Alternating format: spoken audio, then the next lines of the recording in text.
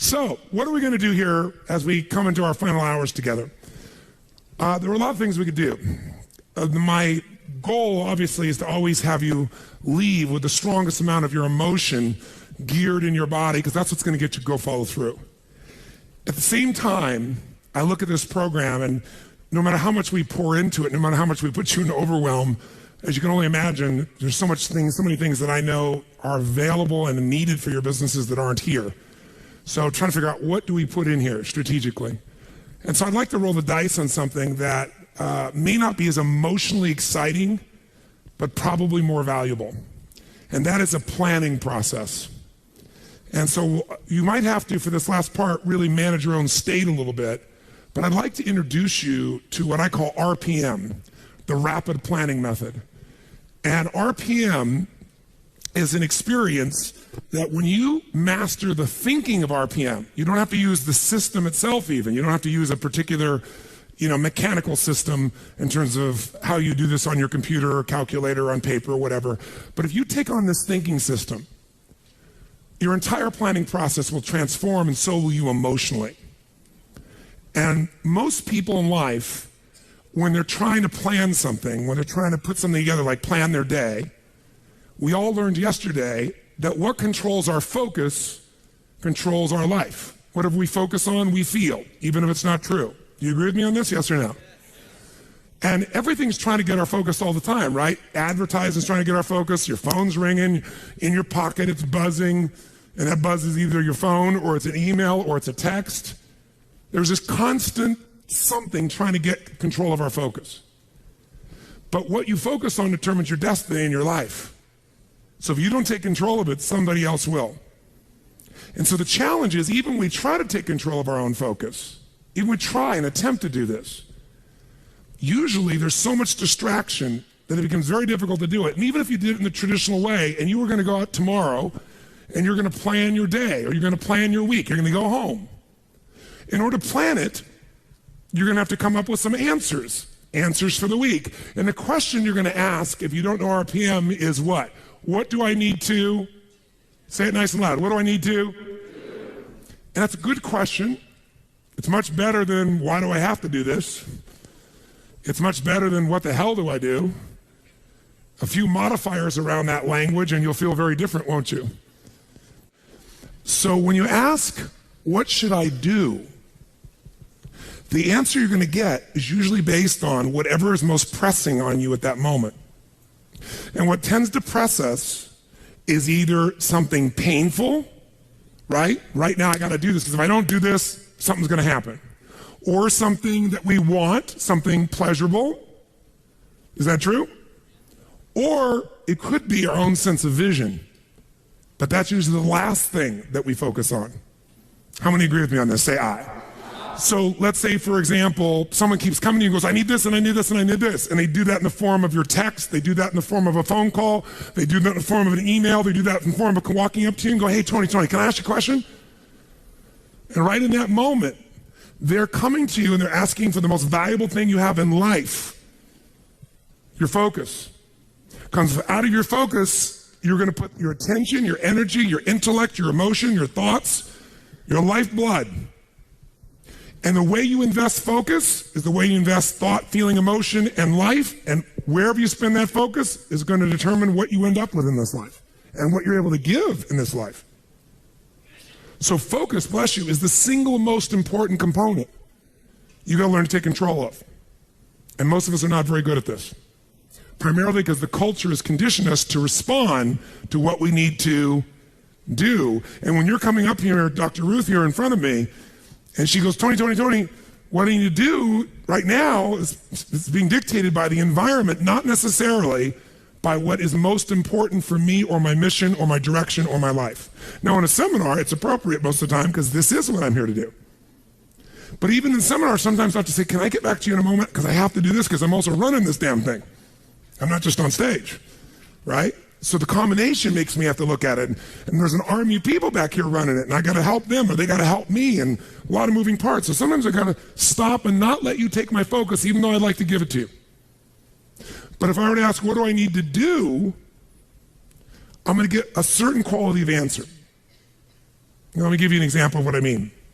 True story. President, I won't go any deeper than what I can reveal without being disrespectful in any way, shape, or form. I would never do that. But it's a known fact, because it got out in the newspapers. There was a stage when President Clinton called me. And when he called me, he literally called me up and said, and I'd known him for a little while and worked with him prior, but he called me up and said, they're going to impeach me in the morning. What should I do? And I kid about it today. I said to him, well, could you have called me sooner? But what truthfully I said after that was, I can give you my answer to that question, but I don't know if that's really the question you want to answer. Because the answer, what you should do, requires a different question to be asked first, which is, what's the most important to you? Because if what's most important to you is to stay in office, then obviously you should just keep doing what you're doing, because even though they'll go try to impeach you, they won't have enough votes and you'll stay in office. But if your outcome, what do you want? What's your outcome? What's the result you're after? That changes what you do. If your outcome is to regain respect from mothers, fathers, what they can say to their children about the President of the United States, then based on that, you might have to do something different. And I said, it's easy for me to say, because I'm not in your position, and I'm not facing an inquiry in the legal side. And he said, yeah. And I said, but you're also a lawyer. Now, you certainly know the law. And I said, you know what you can say. He goes, yeah, well, you don't have somebody coming at you, stars coming after me. He's trying to do this, trying to do that. I said, I know that. So I'm not telling you what to do. You're just asking me what to do. I won't tell you that. First, you got to tell me, what do you want?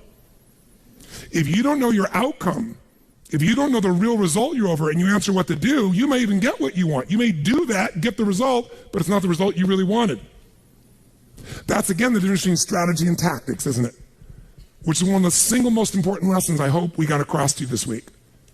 So you got to learn to ask a different question than what to do, because how many of you found out that it doesn't matter what the day in your life is? If you really write down everything you got to do, there's no way in hell you could do it all. How many agree with me on this? Raise your hand and say aye. So most of you start out in the old days with a little time management book, and you used to write down all your to-dos, right? How many used to have one of these? Right? You write down all your to-dos, and then in the early days, you actually put like A, B, C priority maybe in the very beginning. Anybody get that anal to be able to do that? Separate them out so you focus on the priorities, and then maybe even plan when you were going to do them in your day. And that lasted about how long? You still carried that book around with you in those days when it was on paper, remember that? But what it was your address book in those days, because you didn't have an iPhone, right?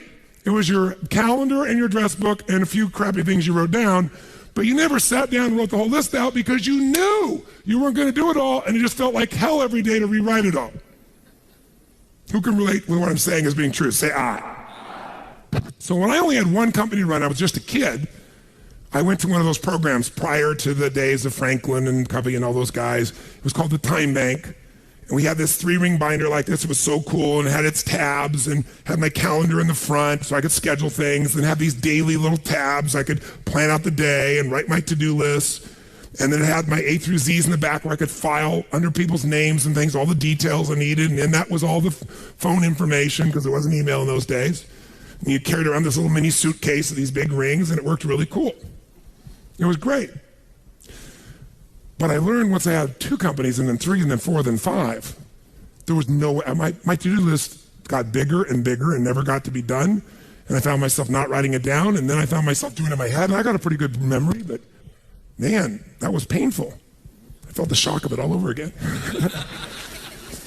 Bottom line is, I said, there's got to be a better way. And I kept thinking, what controls our life is what we focus on. What we focus on, we feel. What we feel and focus on, we move towards. Wherever focus goes, energy flows. So wherever your focus goes, energy flows. So if I want to control my focus, the most powerful way is by asking what? Better questions. So I need to come up with a better question, because what to do is a painful question. And it's a stupid question very often. When you're starving hungry on the first day, what to do is obvious. Go get some food. But some of you, in spite of the hunger, and those of you who've never been to a program in my mind, the pissed offness with Tony Robbins that he would go so long, People went back, they go, but this is not right. And so they said, then go get some food. They go, no, but I don't want to miss it. Now, our fault for not communicating in advance, but the point of the matter is most of you decided what to do based on a larger outcome than the urgency of current pain. You decided, no, what's most important is to get this material, even if it's a little painful in the short term. I can eat a little bit. I'm hungry, but I can survive. I am not in Africa. This is not the last meal that I've had for 6 weeks. There may be some body fat I could be burning in the next 2 hours while I'm learning. Who knows? You know, maybe. Maybe I'm not really dying. Maybe that's just the language I use, and the language I use is producing my emotion. People say they're starving. Really? Look in the mirror. Are you starving? No, I didn't say that to anybody because no one came up and said anything to me about it. That Tony. Oh, Tony, will you take a picture with me? Yes, of course, right?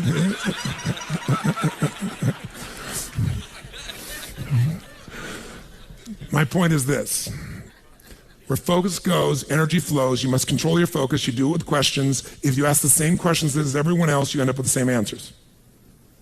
So, how did Bill Gates change his economic world? He was a software designer who didn't say, how do I make better software? He asked, and caught everyone else to ask, how do we become the intelligence that controls all computers worldwide? How do we become the intelligence that controls all computers worldwide? Now, when that's your outcome, do you end up with a different to-do list than if your outcome is to build the best software, yes or no? Yes. And that's why he's one of the richest men on earth. Change a question, change your life.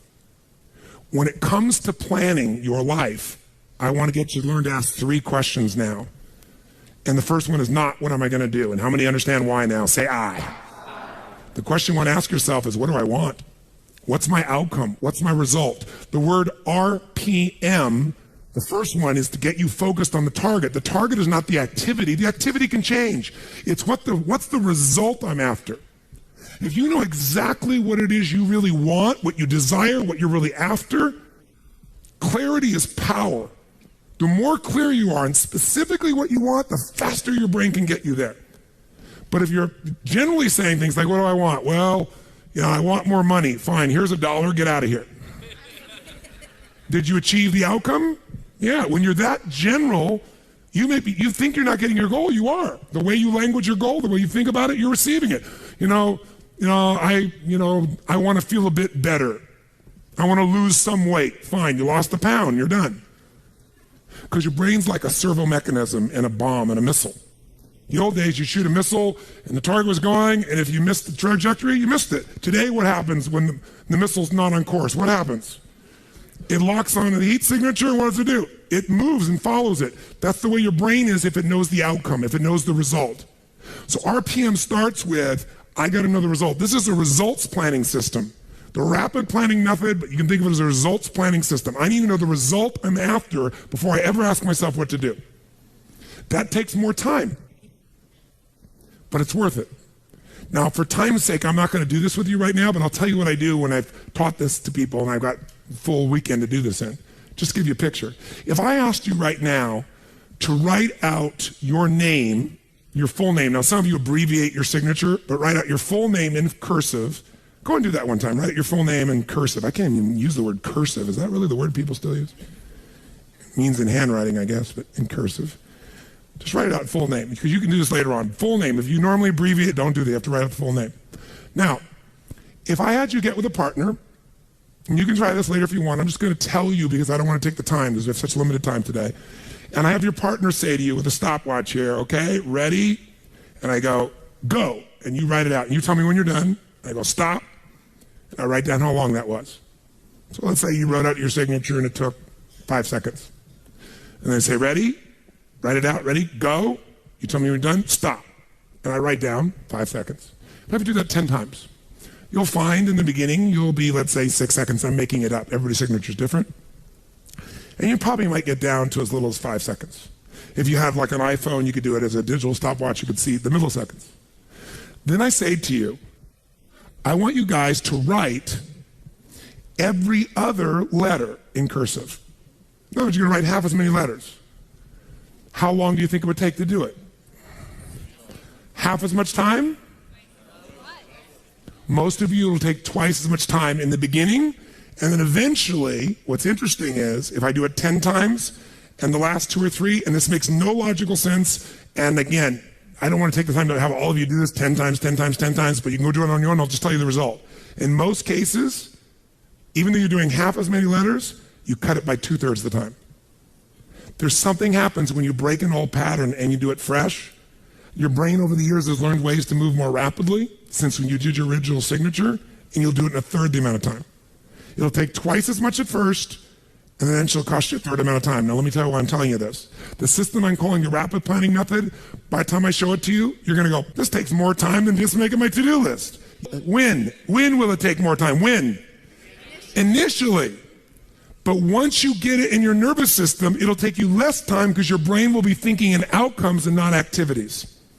And when you think in terms of outcomes and not activities, pretty soon some of the activities on your list you don't even need to do to get the outcome. You find a better way to get the outcome quicker. Now, how do you do that? Yes, 3 questions. Question 1, what is my result? What is my outcome? What is it I really, truly want from this? If you're going back next week, and you say this next week, what are the most important what? Outcomes for me to get this week in my business. And you just write those outcomes out, not your action items, the outcomes. If you do that and nothing else, you'll be ahead of the game. And if you just keep looking at those outcomes every day, how am I doing on that outcome? Your brain will come up with ways to get to that outcome. I promise you. Focus on outcomes, not on activities. Action for most people, activities, most people may mistake movement for achievement. They mistake action items and to-dos for achievement. We're after the achievement. Are you with me on this? Yes or no? Yes. It's a different way of thinking, and I think all of you inherently have it, but if you make this ritualized, just like the things you've learned this week, they're all great, but if you don't systematize them, they'll work when you do them. But if you systematize them, right? And you see like Mr. Hallman here, where he goes in and just does it and makes sure it's being done again, or what you've seen Chet do, or what I do. You just do it over and over again, you don't miss it. Now the results are geometric. So I want to get you to systematize the thinking, whether you do it visually the way I'm going to show you or not. So, first question, what's the result I'm after? What's the ultimate result? What do I want out of this week, out of this thing, out of my business, out of my life, for my body? And you want to be as what as possible when you describe that outcome, that result. As what? As clear and specific as possible. Generalities will confuse you. So it might take you longer than just writing down call so-and-so to think, if I'm calling my son, I'm going to call Jarek, or I'm going to call my brother. This is what goes through my head before I call him, always. What's my outcome? Because I don't want to just call him. I want Jarek to feel loved by his dad, or I'm thinking about what's my outcome. I've got to talk to him about this thing that's out there. I've got to make sure I get through to him on this because I want to guide him and move him in this direction. That's what I want to be as his father. I don't want to just chit-chat. I can do that too. If you think before every phone call, before every time you're planning your day, and you think before you have any meeting, what do you think the first thing I ask of anyone when we sit down in a meeting is? Okay, what are your outcomes? What are the outcomes for this meeting? First thing I want to know, because if I know the outcomes, guess what? A lot of meetings, they're done pretty quick. Because if I know the outcome, you don't have to go through all the activities to sell me on it. Just, that's your outcome? How do you want to do it? Sounds good to me. Rock. That's how you make a meeting productive. I know a meeting's productive not by the hours or time. Sometimes it takes longer to the outcome than you want, but I'm going to get the outcome. That's, by the way, what you see with me on stage. That's why my times vary, but it's based on an outcome. I'm going to get that outcome. I don't give a damn whether it's the right time or not. I want to do it in that time, but I must deliver the outcome. How many get that? And by the way, how many like to have your company focused on outcomes, results, and not activities? Say aye. People say all the time, well, did you get that done? Well, I left them an email. I left them a voicemail. I've sent them 3 emails. How many times you heard that? When that happens with me, I'm like, but I don't show it. I just like, really? Wow, that's fascinating. We'll explain about our culture. It's about getting the result. So I can help you if you can't figure another way to do it, but there may be 12 other things we might want to do. Maybe they don't have the answer. Maybe somebody else can give us the answer. The outcome was to get this information, not to leave an email or 12 or 3 voicemails. That will not do any of us any good. How many follow? Now, whether you get the outcome or not, whether you get that result, will be based, first, do you have clarity? And the second thing is, whether you got enough emotional juice to keep going after it when things don't work out. So the second part of RPM is the purpose. RPM, by the way, how many knows what it means when you increase the RPMs in a car? Anybody here? What does that do? It builds up what? Power, speed. Higher RPMs, you can explode through something, right? You can make something happen. So think of this metaphorically also, this rapid planning method, this result planning method. So it's rapid planning, it's a result planning. You want a results-focused, purpose-driven, massive action culture.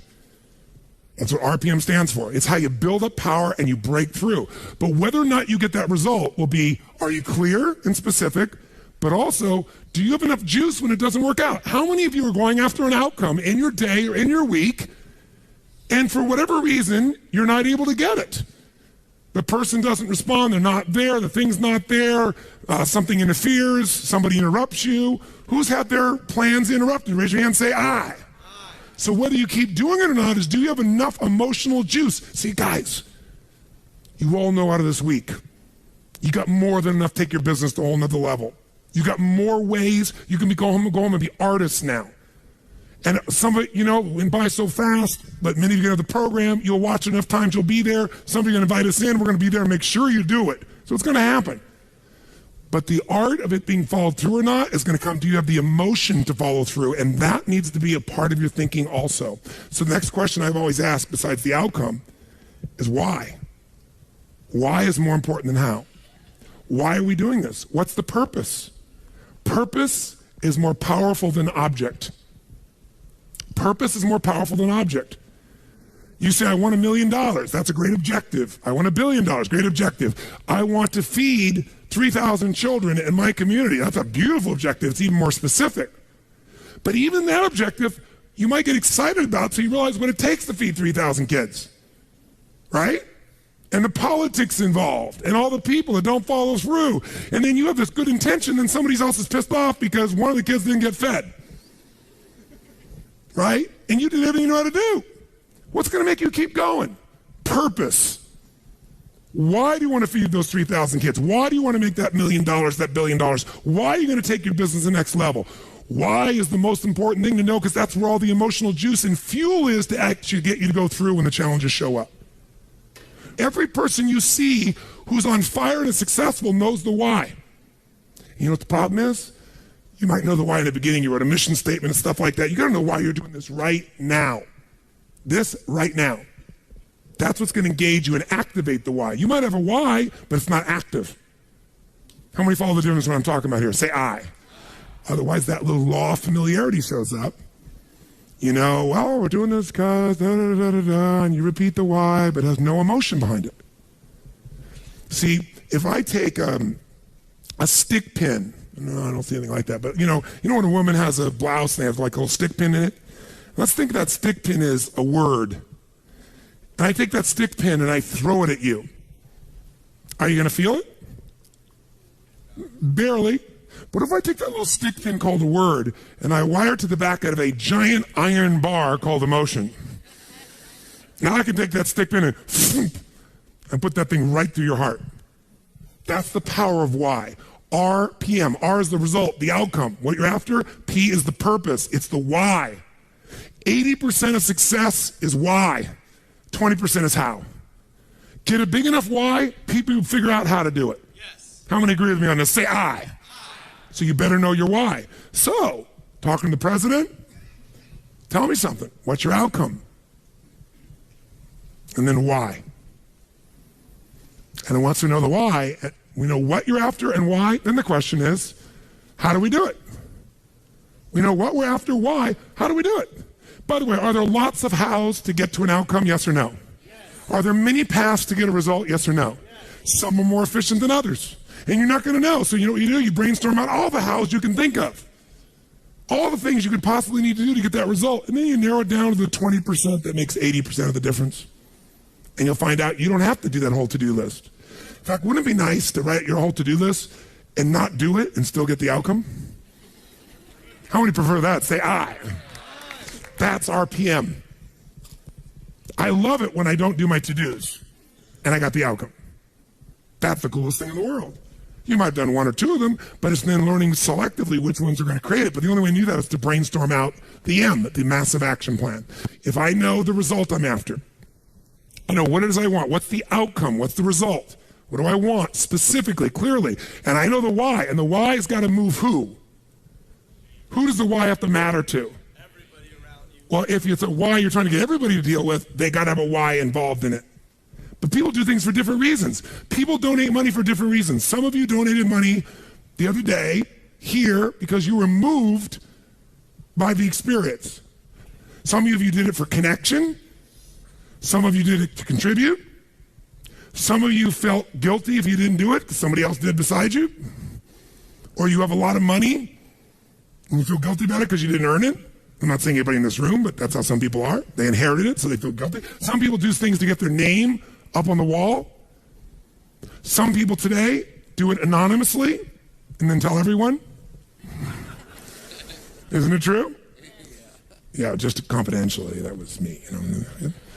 And everybody tells everybody that it's anonymous. They're doing it for significance. Some do it for connection. Some do it for contribution. I don't care why a person does it, but we do it. But if you're going to work with a group of people, you better make sure the why touches on all their needs. Does that make sense? When it's you, whose why does it have to be? Whose why does it have to touch? Whose purpose does it have to be? Your own for you to be moved. So if you know the result and you know the purpose, now you need the M, which is the massive action plan. We also call the massive action plan the map. It's your massive action plan, your map. How are you going to get there? What are you going to do?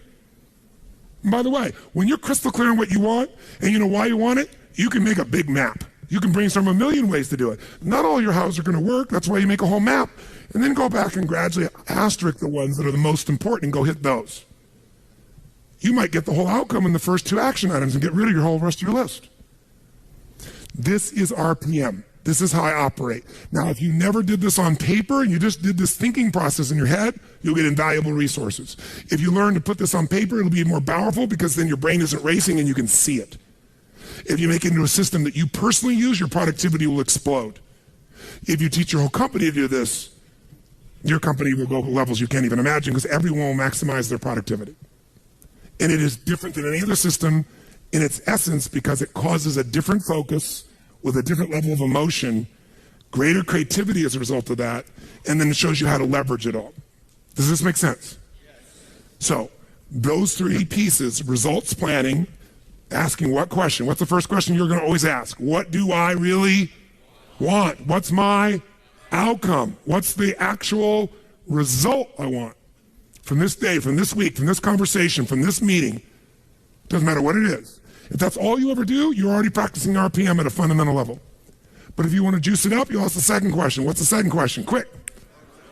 Why do I want it? Why? What's juicy about this? What excites me about this? What do I really want about this? If I'm going to call this person, why am I calling them? And then you know what? When you get a stronger why, the action items change because you're in a different what? Who knows? A different what? Make that same call without any clear outcome and any clear purpose, or the outcome is get back to them. That's my goal, get back to them. What's going to be the quality of the writing or the phone call or the vocal quality when you're getting back to somebody? Versus if you know my outcome is to make sure they feel like I am so in their corner that I'm here to make sure their needs are completely met, more than they've ever met by any person they've ever spoken to on the phone before, and that I'm here for them and they can count on me. Why? Because that's who the hell I am. Because when people deal with me, they have found someone like no other human being they've ever dealt with, and I am a source they can count up. That's why I don't have to go chase 8 million new clients. That's why they stay my client for 17 years and pay me $1 million a year to talk to them on the phone once every 10 days for 10 minutes and see them 3 times a year for an hour. And I get a piece of the upside, so sometimes I get a couple $1 million for that. Why would somebody pay you that kind of money? Because when my guy calls me, he gets delivery he can't get anywhere else on the face of the earth. So I pride myself in that. And by the way, that feels juicy to me. It meets my need for contribution, for my need for growth, my need for significance. I'm the best at what I do. My need for certainty, I deliver. As a variety, who the hell knows what's going to happen when I pick up this phone? It's different every time. Because the market's changed, something's going on. How many follow? Say I. It's a very different thing than, oh, I'm getting back to my client, right? And the way you're going to come across is different. And everybody will go, wow. And in life anyway, by the way, the people who are the very best on earth that get paid everything like 100 times more than everybody else, they're just a little bit better than everybody else. It's like, a bear's chasing you. I don't have to be that fast, just that much faster than you. Right? In life, you just have to be a little bit better than everybody else and you get all the rewards. And that little bit better, to me, is RPM. Okay? Now, RPM is also a visual chunking system, visual way to chunk. Remember the other day when I showed you this little concept of this chunking system? Where, you have this to do, and this to do, this to do, I gotta do this, I gotta do this, and this, and this, and I gotta do this, and this, and this, and this, and I gotta do this, and this, and this. By the way, this is what happens when you ask yourself, what do I gotta do? Which I'm gonna show you, you should still do. You should ask yourself all things you do and write them all out. And then when you've written it all out, you look at this and you step back and you say, okay, but what do I really want? What do I want out of this project? What do I want out of this day? What do I want out of this week? What's the most important outcome I can get out of this day, this week, this project, this element? What result do I want? And you go, well, I see this and this relate to that, but you know what I want this. Oh, if I want this, then this and this and this and this and this and this and this and this all fit into that targeted outcome. How many follow? And I might go, you know what else? I also should do this and this to get that outcome. They're not even on the list. But these might get me there faster than all three of these. Oh, by the way, this and this and this and this and this and this and this, all right. Oh, and guess what? This and this and this and this and this, all right. And guess what? There's my day. 1, 2, 3. 3 outcomes, 4 outcomes, 5 outcomes. It's a different world. You will get yourself completely out of reaction. You start to take control. My question to you is this. How important do you think it would be for you to master a skill set like this, for you to have the quality of life you want, quality of business you want? 0 to 10, what would be the level of importance you'd give this, my friends? How big? 10. Where would you put it for you? 10. Raise your hand if it's a 10 for you. Let me see your hands. Good. I'm not going to teach you today. But I'm going to teach you enough that you can take yourself to the next level. If you want to go deeper, you will. But I didn't want you to leave without the fundamentals of it, because just the fundamentals will help you to take what we've got here and take it home and go to work at it at a much more effective level. So, if someone gave you a test and they asked you, what would be the fastest way for you to change your productivity? It would be stop focusing on what to and focus on your, you do nothing else but that. What does RPM stand for? The Rapid Planning Method, also known as the Results Planning Method. It also stands for the 3 questions you're going to start to ask. What's the first question? It is not, what am I going to? The first question is, what is my? And then as you get more clear than that, outcome starts broad. To make it more specific, you say, what's the specific what? Result that I'm after. What do I really want? What's my outcome? What's the result? So usually I start out with the outcome because it's broad, and the result makes you make it even more specific. Okay? Start broad, get more specific. And by the way, writing that down, you might write your outcome and scribble out and rewrite it a few times so you got something that really grabbed you. That takes more time than just writing a to-do down. But it's time well wasted if you want to think of it as wasting. And pretty quickly, by the way, you know what you're going to find out? There aren't that many outcomes you're after in life. Lots of activities, not that outcomes, and pretty soon it'll be a shortcut. Just like rewriting your handwriting, you won't just cut the time in half, it'll cut it by 2/3 because you'll know right where to go. That's what starts to happen. You start developing what I call pathways of power, where you know, this is what I do, this is how I do it, this is how I get to that result. And most people have no clue how they get there. The second P stands for, the second question I ask myself is what? What's my purpose? Why am I doing this? And there are different emotions for each of us that drive us most. Some words will completely change your state. When you have that right word, for me it's impact, for example, or love, or contribution, or making a difference, or have fun. A couple things like that change the game for me overnight versus I have to. How many hate having to do things? Say I. You don't ever have to do anything if you get clear about your real purpose. And then the M stands for my massive action plan, also known as my map, which is what you would call a to-do list. But it's the to-do list to get this outcome through the state of this purpose. Make sense? RPM. If you do nothing else but learn to ask those questions, use them as an organizational tool, and you leave today with that alone, your life will change. Because you're going to change the sorting device of your own focus. That's the power of it. Now, you might wake up in the morning, if all you do is you don't do RPM, all you do is on. Here's on. Outcomes and necessities. You know your outcome and what's necessary to get it done? That's a shortcut. It's not as emotionally rich, though, by the way, when you leave out the purpose. Do you get the idea? It takes longer to think through and write out the purpose, but there's a different state you're in, as you just said, ma'am, when you're connected to the why. In fact, it'll change your to-do list. It'll change your map. It'll change what's necessary.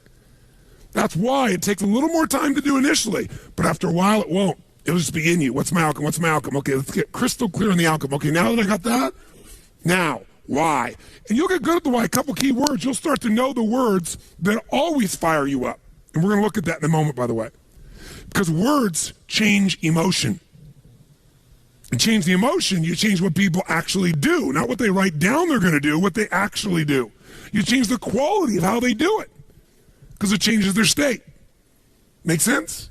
So if you're going to master RPM, and you're not going to do that today, but if you want to, let me just kind of give you the overview. There's 7 principles of power. Just capture them if you want. First one we're going to come back to right now, but I'll start with it at the top. Believe it or not, above anything else is the power of language. Why is language so important in managing your life, your emotions, your results? Because we don't experience life. We experience the way we repackage life the minute we label it. See, if you have an experience and in your body, your nervous system is feeling this sense of discomfort, then think of it this way. There's these uncomfortable feelings coming through you. Think of it like a funnel. And all this noise, environmental stimulus is coming through you. And then you have certain words you use very often, 2 or 3 that you use. Kind of like you're taking all this juice in and you're going to have these cookie cutters. And the words you use most often are pissed off, frustrated, and annoyed. You're going to get a very different experience than if the person has the habit of being enraged, right, crazy, want to kill someone. Or someone else who goes, you know, that peeves me. They take that same stuff and goes, peeves me. Someone else goes, I want to kill someone. It has nothing to do with the actual experience. It's the words. I'll give you an example. Anybody here know who Ken Blanchard is? Wrote the 1 Minute Manager. So Ken's a dear friend of mine. I've known Ken for, 30 years. And if you haven't ever heard Ken speak, he's the real thing. He's such a sweet soul. And he takes complex things and makes them really simple. Ken is one of those universally happy guys. And one of the reasons he's happy is his language patterns. See, we all have habitual language patterns. We filter the word and we put the label of what it is on it. And the minute you label an experience, the experience becomes that in your body. So some people will say, well, if I said to you, you're mistaken about that, John. How do you feel if somebody says you're mistaken? What if I say, John, you're wrong? Who feels a little different now? What if I say, John, you're lying? Who here will get into real intense experience if somebody says you're lying, right? Because your integrity's there. Now, all you have is change one word and we can change your biochemistry, right? Well, we use words all the time with our experience just because it's the habit of what we use most often. My mother's passed away, bless her soul, but when she was alive, I told this story. She used to always be humiliated by everything. She'd call my house back the days before email, and I was, traveling like crazy, and there was a answering machine, the old style answering machine, and she'd leave a message. I'm humiliated that I have to leave a message for my son. What is he, President of the United States or something? But and in the beginning, I got hooked, but then I noticed my mom was humiliated by everything. She was humiliated by the drugstore clerk. Because anytime she was uncomfortable, she called it humiliated. The one day I explained to her what humiliated was, and we had this interesting conversation. And I got to see there were many other choices besides humiliated. You could be pissed off, frustrated, ignored, loved.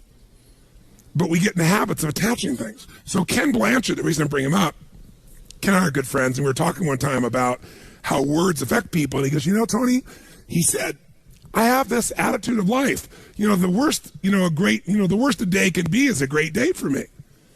He said, if you're going to go golf or you're going to go fish, you can't get back from golfing pissed off, because the worst a day of golfing is going to be is a great day. And that's the label he has for everything. Great. So he went on with a group of people I know. Some of them are from the entertainment business, and some are some, very mucky bigwigs, and they're used to having things their way. And they went to Africa, and they went on a safari, and Ken went with them. And I'd been on the safari before, and it's a pretty intense safari and a beautiful safari. And the people running it know their stuff, first-class organization. But one particular person, we'll leave unnamed, who's a very famous Hollywood producer, decides that he wants to take control of the show from the guy who runs it, who lives in Africa, and he knows what he's doing. And so he says, look, I want these roofs off. I don't want them just open up. I want them off. I want to be able to shoot the whole time. And he said, look, sir, he said, right now everything's fine, but if the truck were to break down, you want that roof on. We don't want to leave off the roof. The guy was so abusive, the man finally bent.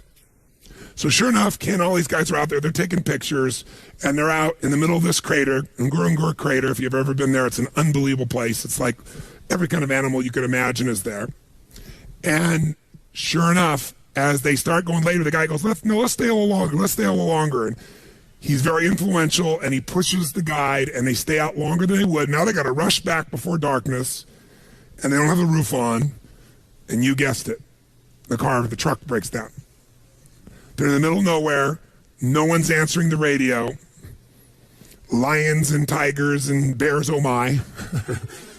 Everything's going to creep in. And one guy's going, oh my God, we're going to die. Oh, it's your fault. He's screaming at the other guy, and the other guy's screaming at him. And I got the play-by-play from two other people that were there besides Ken. But they told me that in the midst of all these people freaking out, angry, and people scared and everything else, because you could actually see the animals coming, and they're taking out their rifles, and it's getting tense. And in the middle of stuff, Ken looks out and says, this is inconvenient. And he wasn't faking. That's the word he used for this experience. It's inconvenient. And that's the word he uses all the time for things other people are stressed out about. And as a result, that's all it is. It's inconvenient to him. And sure enough, guess what? Finally, the radio worked. Within a half hour, a guy came out. They brought some other trucks. They got these guys out of there. They left the truck there. Everybody was fine. But the people are like, oh my God, you killed us. Other people, we're going to die, we're going to die, we're going to die. You son of a bitch. I mean, every language pattern you can imagine. Only one, inconvenience. Much of your life has nothing to do with your life. It's the way you use language habitually. Language is the trigger for meaning, and meaning equals emotion. So when I think of RPM, it's about language, because it's about the questions you ask, because those questions control what you focus on, but it's also the words you use to describe your outcome, the words you describe to describe the why. One word can change the whole game. If your description of you're a stockbroker, and what you describe, what you do is you go, I got a cold call on people every day, that's not going to get you moving very much. Remember, one guy I was talking to, he was so much more successful, he was brand new, he was blown by everybody, so I went and interviewed him. Because, all these other people are bitching and griping, he was having such a great day. I said, what are you? He goes, I'm a treasure hunter. I said, what do you mean? He goes, I'm searching, every time I call the phone, I'm searching for buried treasure. You see, you don't get treasure every time, but when you get it, there's going to be, if you keep digging, there's going to be a treasure. And sure enough, you get one client that would do more business for him than all the other guys got. But the difference was when he called people on the phone, he's searching for treasure. Does that change the state? Does that change the quality of his voice? Will that actually change the result he's likely to get with a stranger? Yes or no? So ladies, you've got a ring that this man's about to give you, he gives you, and somebody else sees it and they say, well, that's kind of nice. Versus that's magnificence.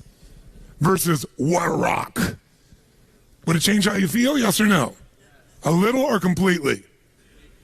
I say to you, you come to me and say, Tony, I'm single. You meet thousands of people. I'm your friend. Help me out. Set me up, man. And so I say to you, okay, I know this really nice girl, this really nice guy. You got a state about it, don't you? What if I say, I know this woman, I know this man, I know this woman who is delicious. I didn't even say anything that makes any sense, but how many are in a different state already, right? It's like if I said during the break, we're going to have some really nutritious snacks. Yay. Even people that are health-oriented are like, yay. But when I say it's delicious, does it change completely how you feel about it? Yes or no? You have to know every moment of your life. This is not about planning. It's about creating. Think about planning as creating. Whenever I think about planning, I'm creating something. And you create things with both your vision and your language, and then your action. But your vision and your language will shape how you feel, which will shape what you do or don't do. So this is the part that takes more time in the beginning, takes longer, but it's so much faster because once you know the patterns of what move you, you just use that and boom, it's like knowing the light switch to turn yourself on and rock and roll. And anybody who's the best in the world at what they do, they know how to turn themselves on every time. They know their triggers. That's what RPM's really about too. So this is not some frickin' time management program. Like, because every system, I don't care, and obviously Mr. Covey is a dear friend of mine, senior and junior, right? This is not Franklin Covey. This is not a little planning system. This is not pulling out your BlackBerry. This is not using things or whatever tool you use. This is a system of thinking and feeling and producing massive results that you want to take to whatever system you go to, and ideally maybe have a system that is set up this way. But even if you don't, you can do it with just the thinking process. So I want you to start with this first principle of power, this principle of language, which you might think of as the principle of passion. That's really what it is. The power of language is it produces passion. And by the way, passion is the genesis of genius. It's a great quote by a brilliant man, Tony Robbins. No, I thought that sometime. I thought that's really true. I wrote it down. It's like passion is the genesis. You see some genius in anybody, it's because they're passionate. That's where genius flows. And in passion is because it's about something more than yourself. It's about something larger. Now, let's do this for a moment. Let's have you write now, anywhere you want in your notes. I'm going to give you 1 minute, and I want you to write as fast as you can words that would increase your emotional intensity. Like for me, I'll give you some of mine. Mine are passion, mine are love, mine are make a difference, mine is transform, have an impact, right? Have fun. There's certain key words. There are roles in my life. You know, father of the clan, you know, mentor, leader, friend. Certain mentor, there's certain language patterns. When I think about myself as that person, I do things differently from that place, right? So I want you to just write down any words at all for 60 seconds. Just write down real fast. What are some words or phrases that would excite you or juice up your life if they were being used regularly, that'll move you emotionally? Choose words that you're associated to, either in a context like your health or your business or just overall words. Just write words that would move you. And if you write a word and it doesn't move you so much, cross it out and write a different word that moves you more.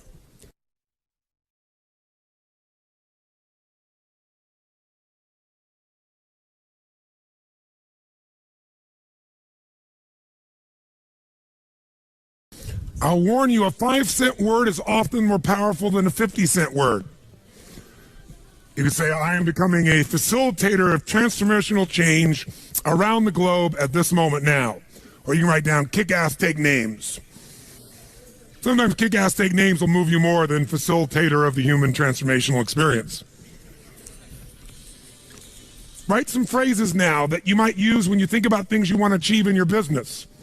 What do you want to do? And write them in words that are passionate, not just increase sales. What would you do? What would you put in front of that word, increase sales? If you're going to produce, crush it, transform the marketing department, take it to a new level. What are some phrases, words, that if you put them around outcomes that you have for your business, it would excite you to do it. Instead of having to do it, you get to do it.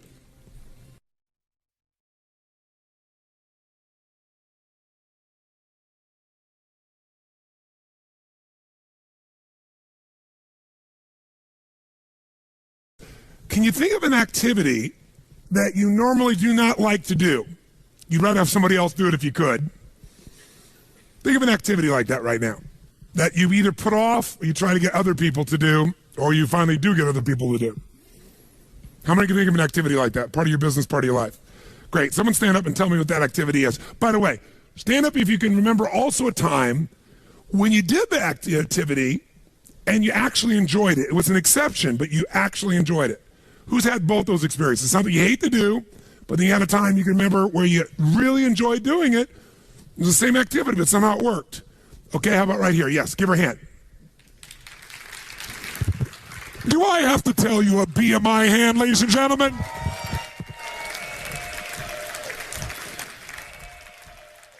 Tell us, what was the activity you don't normally like to do, you like to push off on others? Paperwork. Paperwork. Yeah. Now, the word paperwork alone, does that, when you guys hear that word, how many of you don't want to do it either? Raise your hand.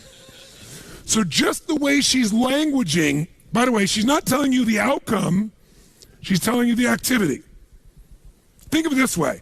If someone told you the process of having a child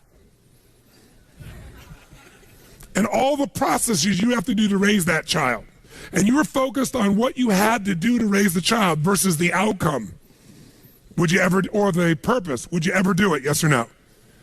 If someone would have told you in advance all you would have to do in your business to make your business successful, and you were focused on all you had to do, the to-dos, versus the outcome of owning and growing your own business, would you ever have gotten into it, yes or no? So she's focused on the to-do, and she's languaged the to-do in a way that is incredibly moving. Okay, so paperwork. And so when you normally think about doing paperwork, how do you language that to yourself? What do you say to yourself? I hate doing it. It bogs me down. It doesn't add to my results, which is making sales. That's right. And notice, it doesn't add to my results, which is making sales. Great. So now, there was a time you actually enjoyed paperwork? Yes. Tell me about that time. When I was younger and I was just starting out in my career, and it gave me a way to process my day and order my thinking. So it gave me these chunks of accomplishments. Ah. And so when you talked about paperwork then, you didn't call it paperwork then, did you? No, I called it probably priorities. Yes. What did you call it? Priorities? What? Probably priorities. So what would your phrase be back then, do you think? When you're thinking about this, you'd say, I'm going to get to, or I'm going to do, or I'm what? going to prioritize my day. These are my projects. Ah, she called it prioritizing her projects. How many feel better about that than paper frickin' work? Now, if she just changed that language alone, I want you to think about right now. Do you have some paperwork waiting for you at home? Yes, of course. Of course. Yeah. So what is that paperwork really going to accomplish if you get it done? Well, in some ways it moves things forward. I mean, If you don't do it, what's going to happen? things aren't going to get scheduled. They're not going to make deadline. Clients are going to be unhappy. And what will that do to sales? That will drop them eventually. Or it'll make me run around trying to fix things. So is sales important to you? Absolutely. And are making people happy, your clients happy, important to you? Well, yeah, I mean, the sales are important because basically what I'm doing is helping people with their business. So that's... Yes, and how many people fail because they don't do their paperwork, do you think? Well, I mean, if you put it that way, that's not why they fail. I didn't put it that way. I just asked the question. Different question, yeah. How many saw that? Did I say people fail because they don't do their paperwork? No. If I said that, her brain would have said no. I just asked her an honest question. How many small businesses you think fail because they don't handle their paperwork, i.e., they don't handle the individual transactions and the details of their priorities effectively? How many businesses do you think fail for that reason? How many do you think? I think definitely all of them can fail if they don't do that. And you teach these people what to do so they can succeed? Right. No. Isn't that what you do? Yes, yeah. But wait a minute, no. When you're talking about paperwork. No, I don't talk about paperwork. I talk about results. Right. And part of the result of a sale is to capture it, deliver it in a form where it can be both followed through on, accounted for, details of. Otherwise, it's part of a chain of value. You can't just get someone to say yes and have them get the final value. Most people like to simplify to just the yes. But the real value is not getting someone to say yes. Salespeople think that way. The real value is delivering each step of value along the way that allows you to continue to get that value back to the customer and clients. If I said to you, what's more important, a molecule or an atom? The atom. Really? Well, the molecule. Okay, which one's more important? The molecule or the cell? The cell or the organ? The organ or the body? Right. It's The body or the community or the ecology or the planet or the solar system or the universe. Which one's more important? To me, it's the little things that make up the big things. I don't know if that's quote unquote the right answer, but it's the little things that make up the big things. So to me, that's more important. Is paperwork a little thing or a big thing? Well, it's a little thing, So that's the most But important thing, is the little things? but it makes up a big thing, which in the end you could say would be important because it feeds the purpose. It feeds, look at her face, it feeds the purpose. Yeah. Paperwork purpose. Right. Oh my God. So let me ask you a question. It's an epiphany. How important is paperwork? How important is paperwork? It's very. 0 to 10, where would you put it? 10. Yeah. So maybe we need to call it something different than paperwork. What is it really? If you were to name it today, not just what you did in the past, what is it really? It's the steps to getting to the purpose. If I had to read It's also a promise that's Yeah. being kept. Right. Are you about keeping promises? Absolutely. Have you dropped out your promises because you didn't have your paperwork or priorities organized?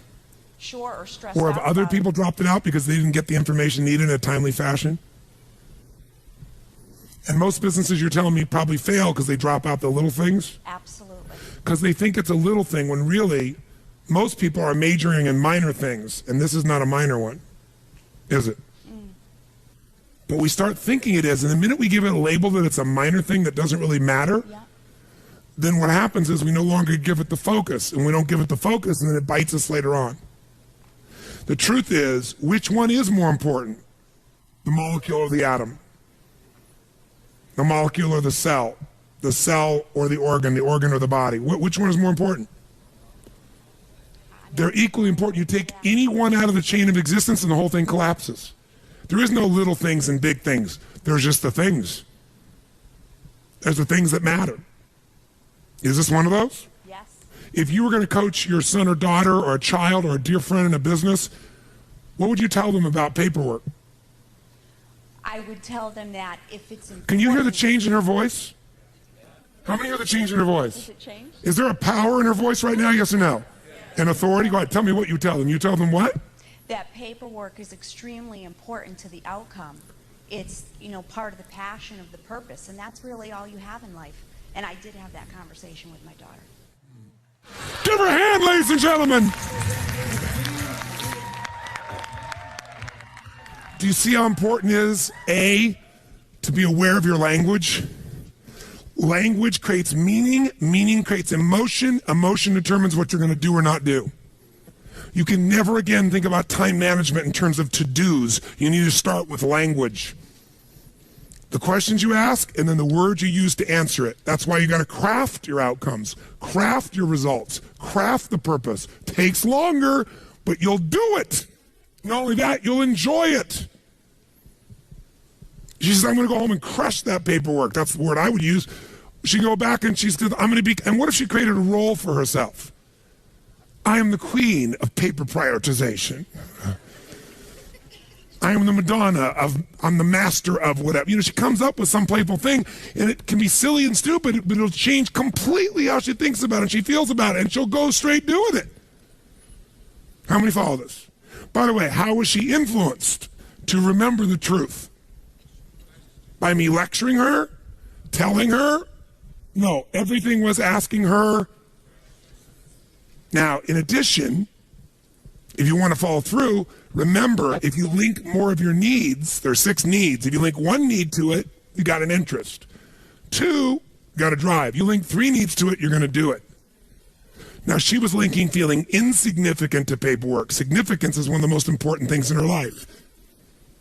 Right? She wants to significantly contribute. True? And it wasn't that significant to the contribution before, but all of a sudden, now she gets it is. It's part of the chain of life. It's part of the chain of keeping a promise. It's part of the chain of my integrity. It's part of my chain of being able to make a difference. And you know what? Everybody else is lousy at it, and I'm not anymore. Because how the hell can I help somebody else if I don't do it myself? And so now she sets a new standard. So now it's significant. And by the way, if you want to make it more fulfilling, she can also say, you know, I'm connected to it because it's connected to the what, she said? To the outcome. There's a purpose here. Now there's connection. Now, doing this helps me to contribute. Well, I'm starting to meet a lot of different needs: contribution, significance, connection, love. That's enough to get her to do it.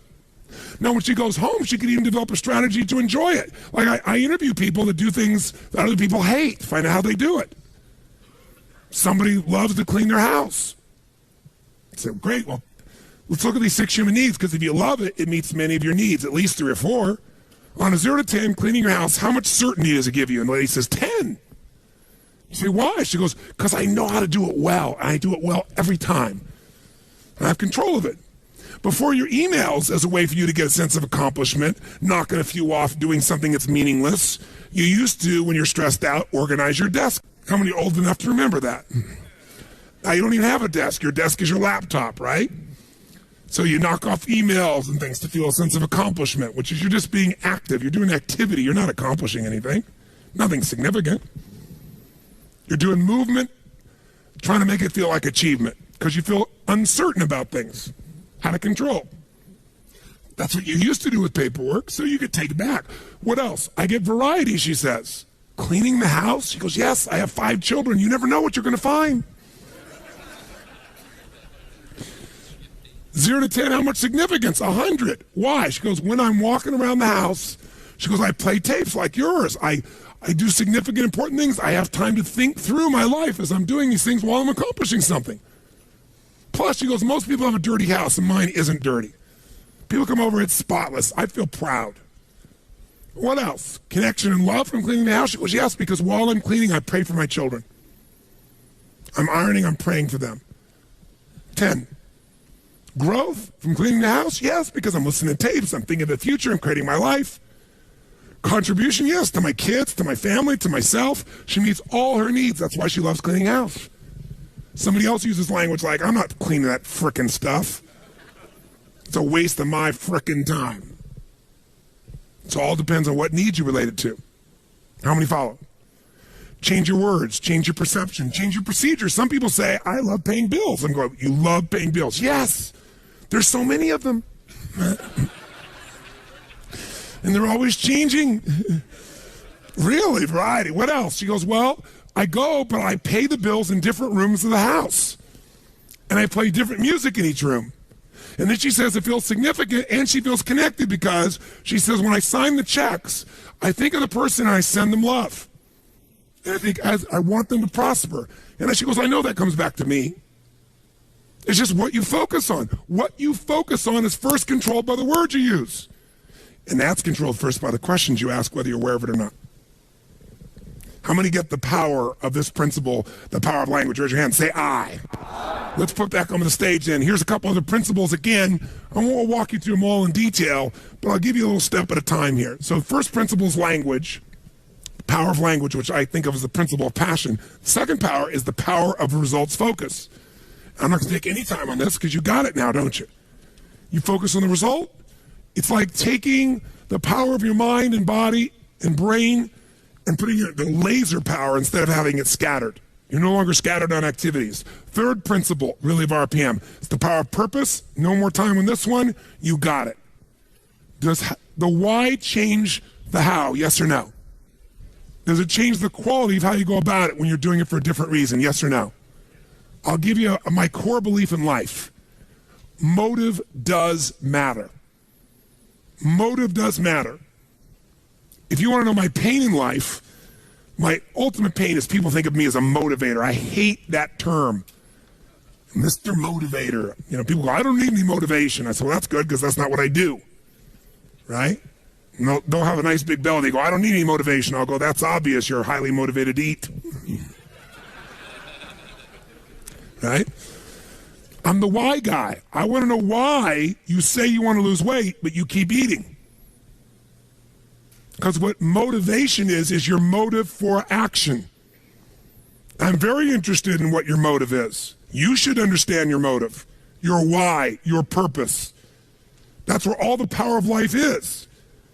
And I believe motive does matter. If your motive in your business is just to make money, you can make it because you're focused on it.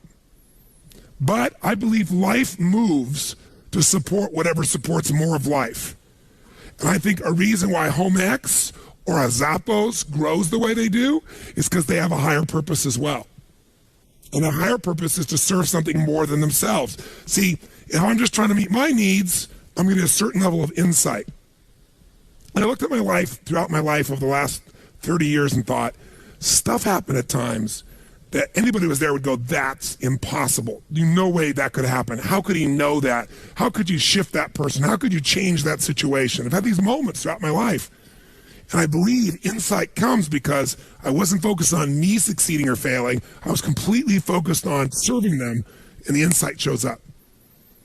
You're trying to take care of your family, you're going to get a different level of insight than just yourself. Trying to take care of your company, even bigger insight. Trying to take care of your community, trying to take care of the world, humanity, without being ego, not saying it. If that's really your intention affects the quality of what you're exposed to, of the insight, of what comes through you. Motive does matter. And we can always shift our motive. And there's nothing wrong with wanting to meet your needs and others. The game changes. And by the way, if you do this in your planning, i.e. creating, the game changes. Okay? You make it a ritual. RPM is a ritual of questions. You got to get it in your body as a sequence. When you get it in your body as a sequence and you lock it in and you condition it, it'll just happen. It'll happen like, what do I need to do, used to happen inside of you. Next principle, number 4, it's the power of mapping. That means that once I know the result I'm after, once I know why I'm doing it, I got the right language, I need to come up with a map. You know what's interesting about a map? It doesn't always work. How many of you ever used before, in the old days, before they had Google Maps, there was a company called MapQuest? Whoever made the fatal mistake of using this crappy product? And what happened if you use MapQuest? What usually happened? You ended up getting a place worse than if you would have guessed. Because their map had nothing to do with the reality of the territory. Well, the more you do something, the more you're able to come up. The first time you do a map, you might be a little off. But if you do a map again and again and again, pretty soon you start learning the pathways to get to a result quicker, don't you? When you start making these maps, these action items, you're going to start to find certain ones get you further than others. And pretty soon, what took a long time, you're going to know the shortcuts. Oh, I know how to get from here to there quicker. I know the map. That's what used to be your to-do list. Now it's going to be a map to an outcome that's being fueled by your purpose. Okay? And then very quickly, as a principle, number 5, the power of chunking. So you've been in this seminar this week, and you got all this information. And I've attempted to get you to at least capture it in one place in the form of principles and actions. That alone chunks it a bit. That means you could turn that part of your book, kind of review the principles, right? You know, you can read the whole book, look at the principles, and you can look at your action item and say, okay, what does this relate to? You could just make it a to-do list of all these things you're going to do and figure out when you're going to do them. Or you could take all those to-dos. You could say, okay, these all relate to marketing. These are all the actions related to the outcome of making sales better. These are all the outcomes made towards culture and improving my culture. And you could take this random list of to-dos and maybe fit them in 6 drawers, 6 categories. See, years ago, I started do chunking. I started to realize I could get out of stress very quickly if I just learned to chunk things. I'd not only get out of stress, but now when I thought of my day and I got interrupted, instead of going, oh my God, I got 57 individual things to do, there's only 3 things I'm after today. I get refocused on my outcome. How many follow this? Say I. You can do this with your project. You can do this with your week. You can do this with your company. So after a while, I came up with this idea. What if you could imagine your own home, the home you live in right now. What if we could take everything out of your house and you weren't there? And we dumped it all into just boxes. And the boxes got all collapsed into each other. and you were going to move and you weren't around, and then people just took all your stuff and just dumped it in the living room of your new house. Everything mixed in there. Underwear, toilet paper, soap, tissue, notebooks, computers, books, cosmetics, all mumbled and jumbled together in the middle of the floor. Would that be somewhat stressful for you? Yes or no? But what if, in advance, you took everything in your life and knew it would fit into one of, let's say, 2 chests of drawers, 6 drawers in each, 12 drawers. Maybe they may be giant drawers, categories. Like everything fit into, home appliances or cooking or intimate wear or whatever. If you had those 12 and everything could fit in one of those, you could take anybody in that room, once they knew those categories, how quickly could we transform that living room? How fast? Yeah. Oh, this goes here, this goes there, boom, boom, boom, boom. And by the way, when it's done, how quickly could you then get what you want? You know exactly where to go, put all your focus in there, you open the drawer, you find what you want. Wouldn't you like to be able to do that with all your outcomes? All your action items? I'm going to show you how. And this process is a simple way of managing your life. And I'll give you the big picture first for a moment, and I'll scribble it up here as a chunking device. Think of your life this way, as a gross generalization. And by the way, chunking is an art, not a science. What does that mean? Is there a right way to do chunking, yes or no? No, there's no right way to do it because it's art. What somebody else thinks is beautiful, you might think is ugly. Chunking is to meet whose needs? Your own. Now, if you're trying to chunk to help other people, then you're going to have something that's got a little more science than art to it. But think of it this way. If we were going to try to manage your life, what if we had a life management system, not a time management system? Because the only reason for time is it's a resource so you can get the life you want. Is that fair to say? And let's take 2 aspects of your life. But one area is, let's say, your personal life. That's an area of your life, your personal life, that you want to manage. And another area of your life is your professional life. Whatever you do professionally, running the company, marketing director, sales director, maybe you run many companies, you're an entrepreneur. What if we could take everything related that's most important in your life personally, and we could focus on the things that needed to happen regularly? So for example, if you don't focus on making your health better, does it get better or worse as the years go by? Which one? You can't afford not to give it consistent focus. And by the way, do you have to keep improving it, yes or no? If you try to keep it static, is health a static thing, yes or no? No. What about relationships? If you don't focus on relationships, do they tend to get better or worse? So there's some areas of your life within your personal life. If this was an area of life you're managing, is your personal and professional life. Your whole life could be managed in these 2 categories.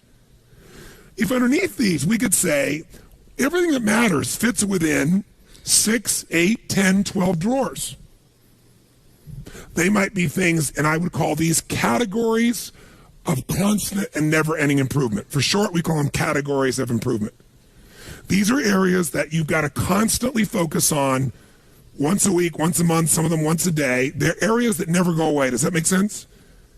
And so in your personal life, what would be some areas you've got to constantly focus on? You might say, well, there's my health. There might be a drawer called family. There might be another one on finances. Does that make sense? And within those areas, you could have specific goals for this year, for this month, for this week. You might have certain musts that had to go in there. But you could put everything in there, and you could look at it once a week or once a month to make sure you're on target. Am I making sense? Yes or no? Would this help you to chunk your life a little bit? Yes or no? Because if your whole personal life could fit into 5, 6, 7, 8, 10, 12 max of these, you could chunk it, and you could keep track that I'm still making progress. Because most people make progress on what they focus on. So they focus on their business, and their body deteriorates. Who can relate to this one? Raise your hand. Or they focus on their body, and their relationships deteriorate. You're so damn into yourself, you're not even here. Or they focus on their kids, and their intimate relationship breaks down. But if you had a way to keep on target, you could still put more focus on some things than others, but you kept it balanced, your life would work better. What are some areas, categories within your business that you have to constantly focus on and improve? Someone tell me. What are some categories that never go away? Tell me. Marketing. That would be a drawer. What's another one? Sales. What's another one? Accounting, finances, cost controls. What's another one? Culture, empowered employees. Do you think you could take everything in your business and maybe put it in a maximum of 12 drawers? And then whenever you had a meeting, you could say, what are our outcomes? Instead of this long list, you go, what are our outcomes around empowering our employees? What are the outcomes for this year, for this quarter, for this month, for this meeting related to sales? What are our outcomes for this meeting? To marketing. And guess what? Then you don't have this situation where you're doing great one part of the business, the other part bites you. See, if she doesn't do the paper...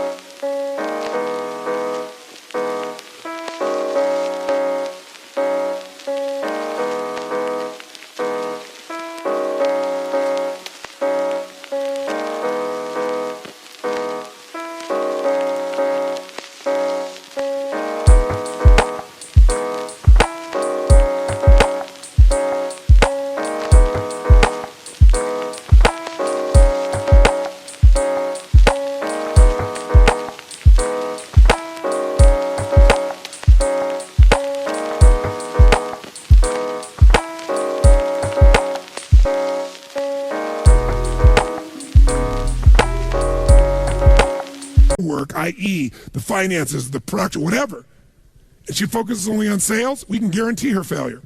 It's only a matter of time. And it's not because she doesn't care, it's because she doesn't have a system of chunkier life. She gets overwhelmed because she thinks of sales is all these things. More likely, she makes paperwork all these things. I talk to people all the time. Somebody who doesn't work out regularly, doesn't exercise regularly, I'll say, how important do you think work? Oh, yeah. And you'll finally get them where they say, I'm going to work out. But I'll say, why haven't you worked out up until now? I know you're committed now, but up until now, I want, not excuses, I'm not making you wrong. Just tell me, when you think about working out, tell me how you think about it. And listen, here's what they'll say to me. Well, God, it's so much work. Really? Well, tell me what do you got to do to work out? So, well, you got me right now.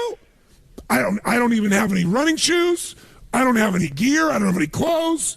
I'd have to go buy the stuff. I'd have to drive to the sporting goods store and, then I have to go in there and try stuff on. And, I don't feel very good about my size now anyway. It'd be uncomfortable. And then, after I pick what's working, I don't really know what I should be wearing. I don't know if I'm going to run or I'm going to work out or lift weights. So I don't know what to buy, but let's assume I got all that stuff. Well, then what? Well, then, I got to go to the front and sit there in that damn counter and wait, and then write the check and then get in my car. And, well, what else do I do? Then I have to find a place to work out.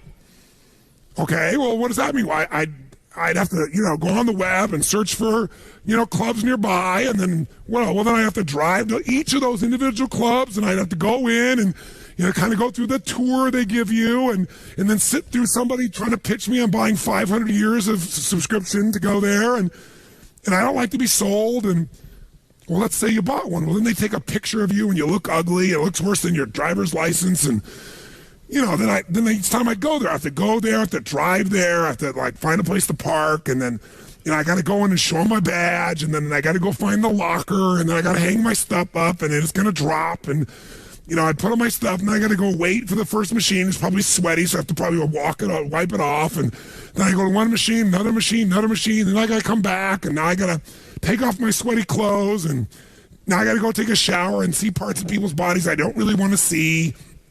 And then, after all that, then I got to dry my hair again, put on my makeup, put on my clothes that are probably wrinkled, put in the smelly bag, and then I got to go show them the thing so they can stamp my thing so I don't have to pay for the parking. And then I got to find my car, and I got to get my car, and then I got to drive off. Want to eat? Sure. What does eating take? Well, you just do it. Let's just drive there and eat. Eating is 2 steps in their mind. Working out is 429. The way you chunk things is what makes you like them or dislike them. See, when I first wanted to drive that stick shift car, it was a lot of chunks. I got to watch the road, drive this, do this, push this in and out too, and watch the rearview mirror? No way. But now, you watch the road, you drive the car, you do all that's one chunk. It's in your body. How many follow what I'm talking about here? Say I. So you can over-chunk something into too many items, or you can under-chunk it where it's overwhelming to try and do one big step. That's where the art comes as far as chunking is concerned. So in your life, you want to be able to come up with categories for your personal life, categories for your professional life. Does this make sense?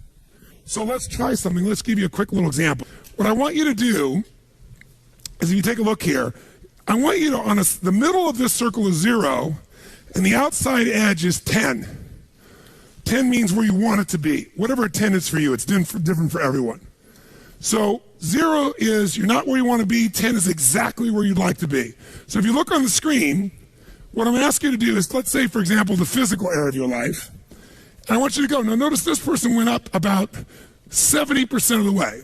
They're a 7 out of the 10. Their idea of a 10, of what they like to be physically, they're not. They're not a 0, they're about 7, and they draw a straight line across. Then we look at emotion and meaning. And we say, where do you live emotionally? How much joy, excitement, happiness, passion, aliveness compared to what you want? How much meaning? And this person went 0 to 10, they went, I'm about a 3. I'm about 30% there, or 2.5%, 25% there. Where are you compared to where you want to be? It's not somebody else's judgment. In your relationship, 0 to 100% of where you want to be would be 10. By the way, if you don't have a relationship, it would be 0. Just in case you need coaching on this. Okay? And then if we go time, where are you in the mastery of your time? Where time serves you versus you serve time. And this person says, I'm about 7 out of 10 that. How about your career? How's that going, 0 to 10? This person goes, I'm an 8 on that. Draw a straight line across. Where are your finances? I'm doing damn good there. I'm at a 9 on my finances. And then where are you in your sense of celebration of life? Life is a celebration. You feel a great sense of contribution. They said, no, I'm pretty stressed. I'd have to say, honestly, I'm at about a 3 there or 2 there. Do yours real fast. Just draw a straight line across where you are. Center is 0, out is 10. 0 is not at all. 10 is exactly where you want to be. Just real fast. You got 30 seconds.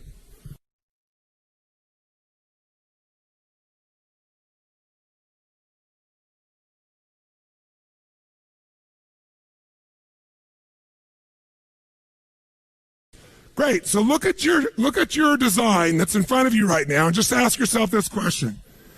If this was the wheel on the car called your life,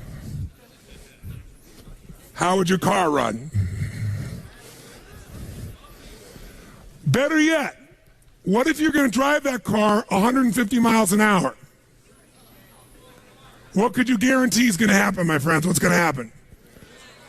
You're going to crash. How many are going to have a lot of stress when you start trying to drive this thing fast? Say I. Guess what owning your own business is? Driving 150 miles an hour, isn't it? So what used to be okay when you work for somebody else, that is kind of bumpy and stressful, when all the responsibility ultimately is yours, and it's out of balance, it's pure pain. How many can relate to this in some way? Say I. Things get this way because most people ask the question, what do I need to what? Do. They don't have a set of categories that once a week they look and go, okay, what's my most important outcome for my body this week? What's my most important outcome for my relationships? Yes, in the middle of everything else, I'm going to put those rocks in first. Somebody gave you that metaphor, right? I'm not going to pour all the water in. First, I'll put the rocks in. Here are the most important outcomes for it. Anything else shows up for each of those areas, because otherwise the time's going to be gone. How many follow what I'm talking about here? Say I. So that's why we do a once-a-week planning session where we look at our categories, both professional or business and personal. Make sense? Now, the way we do that is with language also that's compelling. Here's some examples of how some people have chunked their life. These are their categories of constant, never-ending improvements. For Suzanne Williamson, it's family, business, friends, community, physical well-being, finance, emotional, and spiritual. This is my old list. It's been updated, but with my physical power, I called it world-class health and fitness. By the way, why did I use that language? I could have just said body. It juices me up. Physical power, because I want the power to get up and rock, to take the room, to make it happen, to shift things for my wife, for myself, for my family, right? Second, emotional juice. Why did I call it that instead of just emotion? because emotion doesn't, but emotional juice. I want an emotionally juicy life, outstanding family life, extraordinary friendships, absolute financial freedom, Renaissance man, the Kanai of AJR, the constant ever improvement of myself, the creator of the good life for my family, extraordinary communicator, leader, contributor, force for good, and spirit and soul force for God. Those are my spiritual outcomes. Gene Carter has emotional fitness, family, heart, and soul, physical prowess, forever friendships, home sweet home, gracious giver, health wizard, spiritual soul.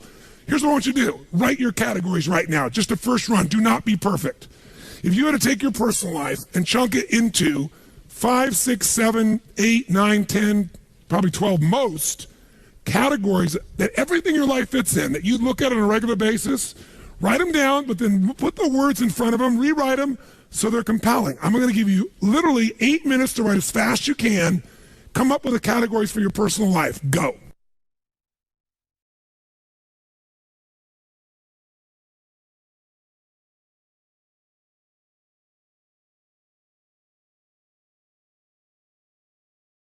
How many think it would be valuable once a week or at least once every 10 days, 3 times a month, sit down and lay out a plan for that week or 10 days where you put the big rocks in first, looking at these categories, making sure you didn't miss the stuff that matters most to you. How many would agree with this? Say aye.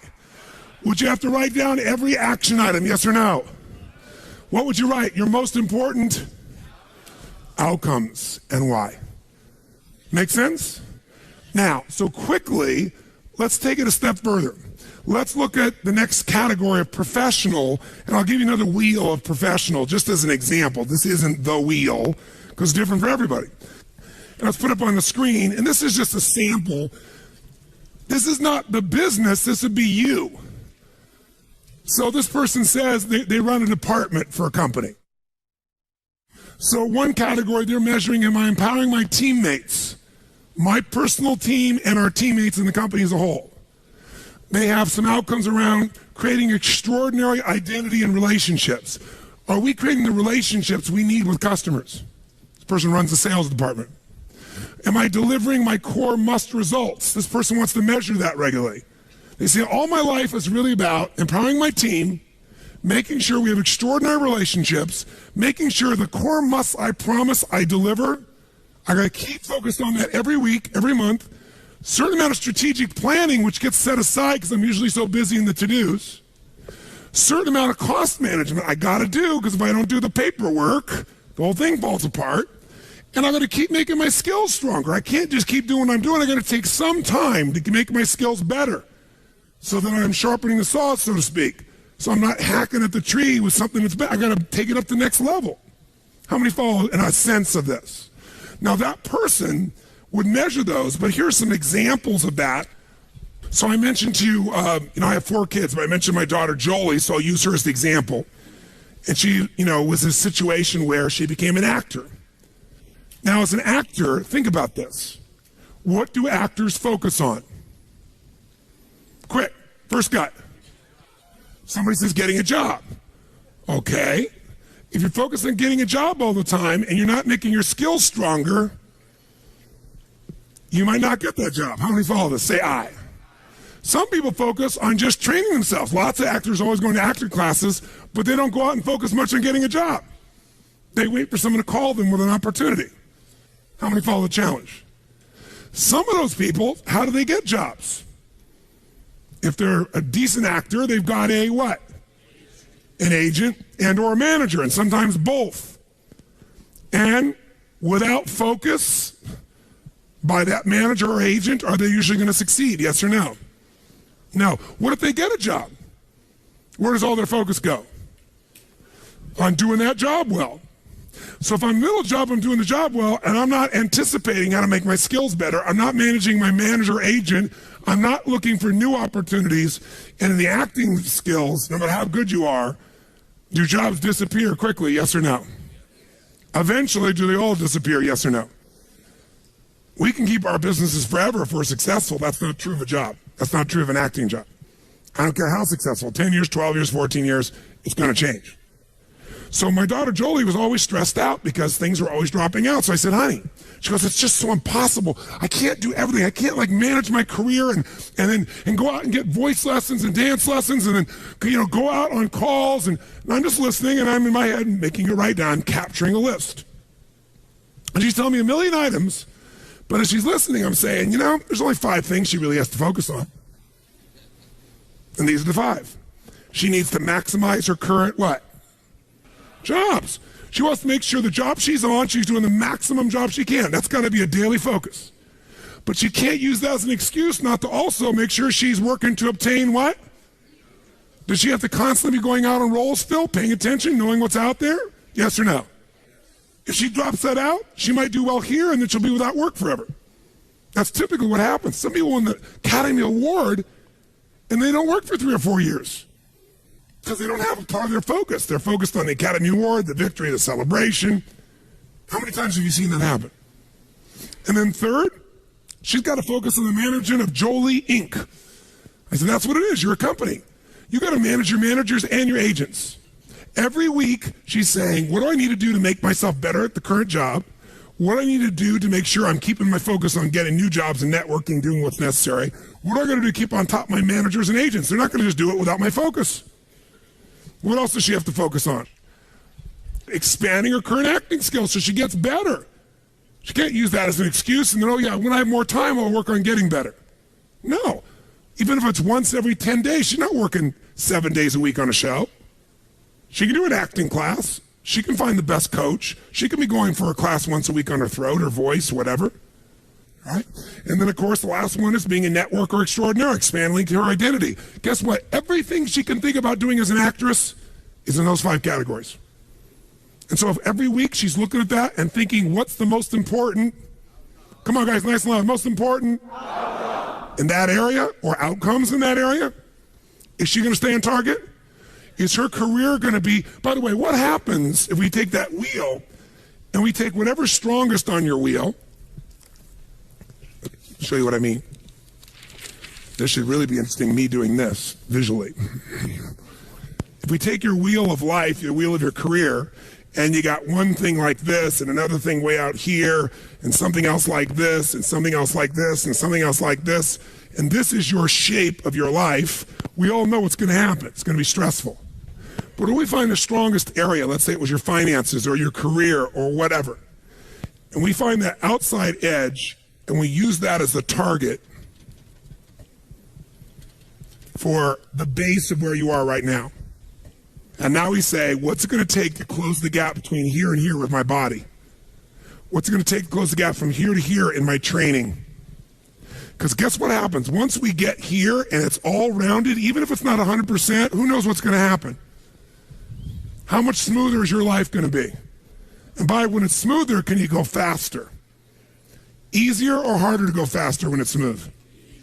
This is the power of RPM and having categories of constant, never-ending improvement in both your personal and professional life.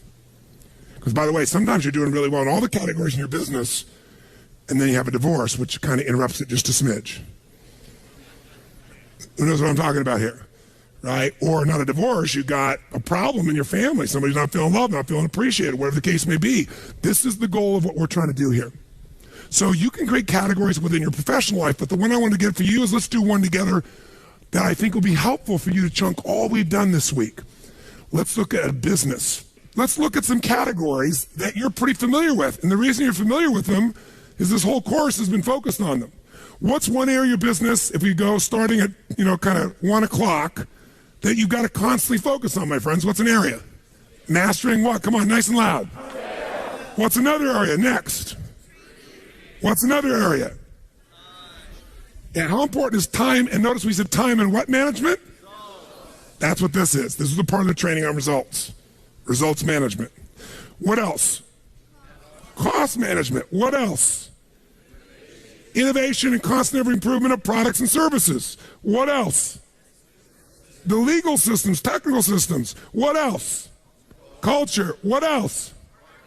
Now, there could come up with other categories, but you could probably fit 99% of your business in those 8 categories, couldn't you? By the way, you could fit almost everything we've taught you and every action item you have within one of those categories. So instead of this big ass list you have at the back of your book, maybe it's time to chunk it. So it's not so overwhelming. And by the way, once you chunked it, some of it you can hand to somebody else and go, these are your outcomes. Help me clarify them. Here's why they're important. Go figure out how to do it. And by the way, when people know the outcome who are competent and they know why, do you need to tell them how? No. In fact, they may come up with a better how than you would. How many follow this process? Say I. So here's what I want you to do. Let's do with where you are right now.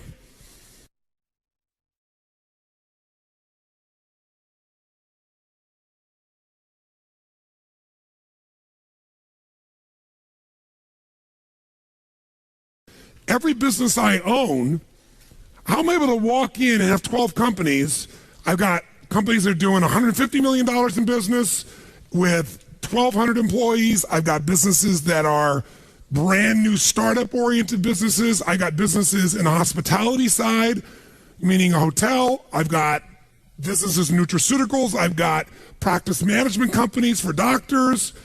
I got this educational business that I'm a part of. They're all radically different businesses, but guess what? When someone's going to talk to me about it, I can take everything they're saying and put it in one of these 12 drawers. So every business has it. So here's Namali. Namali is my resort in Fiji. It's the #1 resort and spa in the country. 525 acres, 3 miles of ocean frontage. And I got everybody from, you name it, Anthony Hopkins, Quincy Jones, you name the celebrity artist, musician. We're the top place in the country to go, right? Built the thing from scratch.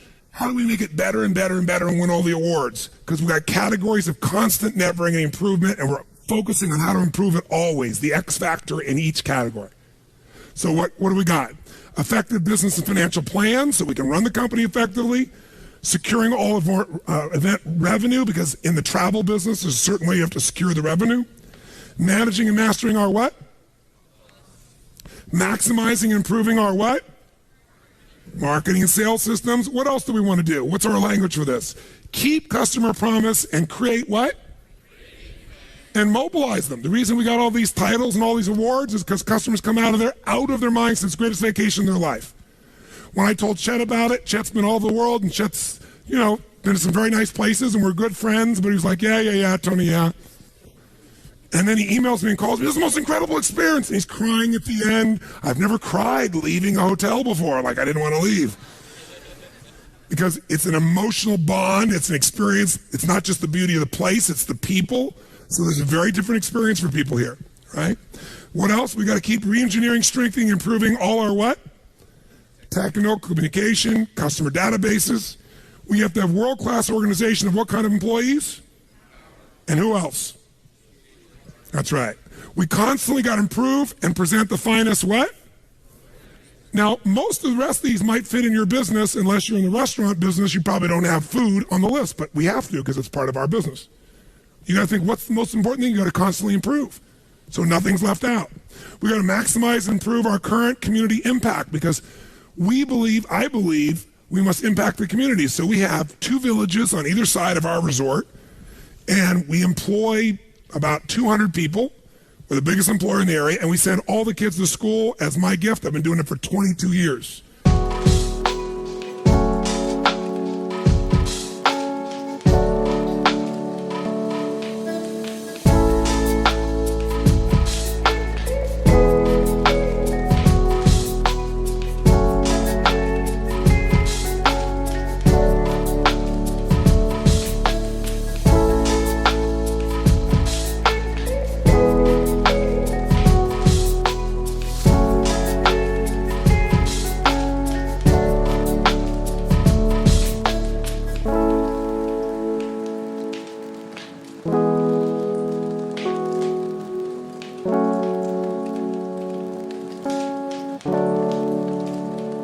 So guess what? When all hell's breaking loose, thank you.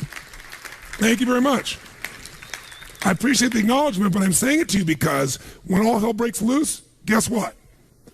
Our people, the community there supports us completely, right? We didn't do it for that reason, but there have been a couple times there was a coup in that country. And it happened many years ago when the coup happened. Some people are coming, they're going to say, I'm going to ramshack this resort. And guess who was standing out there? The entire village standing in front of the resort saying, you're not touching Tony's property. I was like, okay, that's pretty cool. But what you give and you give and you give, it comes back. An identity. I've been through the births and the deaths and the upsides and the downsides, and we're there together. But it's because it's a focus for me. By the way, with all of my life, could you get off track and miss some of these? Yes or no? This is the ultimate checklist. Notice it's not what to do, it's the category, what must always be improved, and now you think of what the outcomes are. And you measure them, annually, quarterly, etc. And then finally, create effective plans for capital improvements because a resort's got to constantly be improved, right, physically. So there are several examples here and you can look at later. Here's what I want you to do, real fast. You can use the 8 we just wrote down in the wheel, or you can create something else, but I'm going to literally give you, I want you to do this quick, what are the 6, 8, 10, 12 categories that cover your whole business? Make your business categories of constant improvement your first run at it. We won't have enough time to finish it, but I want you to get a good run at it. Ready? Go.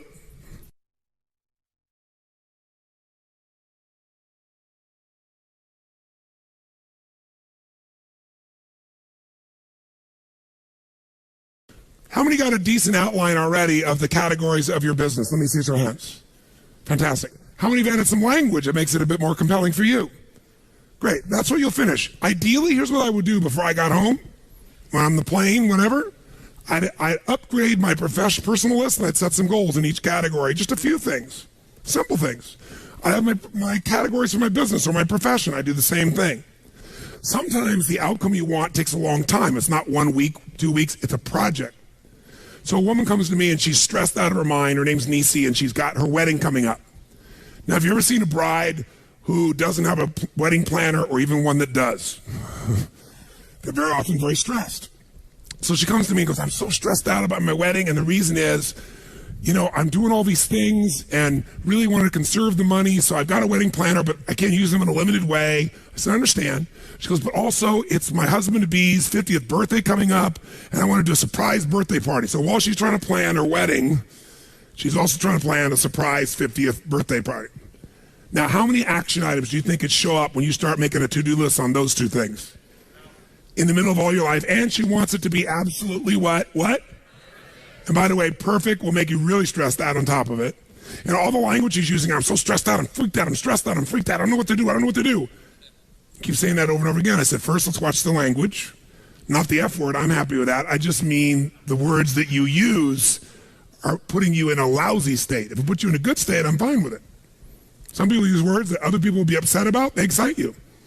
Let's take a look at this. Let's first step to getting a plan is called capture. Take all the stuff in your head and write it down. It's really like making a to-do list. That's still the first step. Get it all out of your head and keep it in one place, not 20 places. Like many of you have written on notepads over here and a book over there and a thing over there, and you're gonna try and figure out where the hell to find this shit later on. Okay? You need one place. Whether it's in your iPhone or whether it's on your computer or whether it's gonna be, on a paper version of something, one place, right? A planner or something. But in her case, here's what we did. We created a capture list. We split it in two things, keep it simple. Things she's got to communicate versus results, actions, or projects she's got to get done. And so this is what we came up with real quick. She's got to call KP to put out signs. She's got to call and confirm a ban. This is what she starts telling me. I start writing it down. I need to take care of the parking situation. I got to rent 2 vans. I got to have a Friday breakfast. I got to have a Saturday breakfast. I got to have a Saturday lunch for everybody. I got to order the direction signs. I got to order the meat trays and pick up at Sam's. I got to pick up the donuts on Friday and Saturday. Oh my God, I got the plates and the silverware and the cake tables I also got to get. Oh, I got to get the caterer for Saturday and Sunday. Oh my God, I got to call and get an MC for Gary's party on Friday night. Oh yeah, and I got to order the mic and the podium for the party in the hotel. How many are starting to feel stressed already for her? And by the way, it kept on going and going and going. And so by the time you're done with your capture list, it'll be like taking this 5 days and turn to the back of your book and reading that long list. You go, no, I hate Tony Robbins. I hate Chet. I hate them all. So much here. I'm going home to all this other work. Unless you chunk it, right? Unless you're clear. So what we do is begin to chunk it. And when you have a project, it's not just this week, something that's long lasting. You got to come up with an ultimate what? What's your ultimate what? Come on, guys, your ultimate what? That's right. What's the ultimate outcome? What's the ultimate result? And so we came up with it with her. We said, what are you really after? Stop telling me all the things you got to do for your wedding. Tell me what you want. We get so caught up in the doing, we forget what we want. Same thing with your business. So caught up in the doing your business, forget what you got in business for.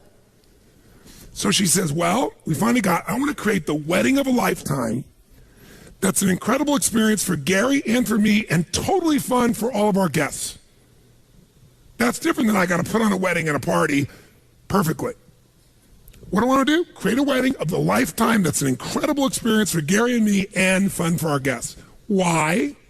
Second question, why? She says, it'll be a remarkable beginning for an awesome marriage. I want to express my love to Gary in ways he'll never forget in both the wedding and in the party. I want my family and friends to have so much fun. Now she remembers why she's picking up those signs or getting someone else to.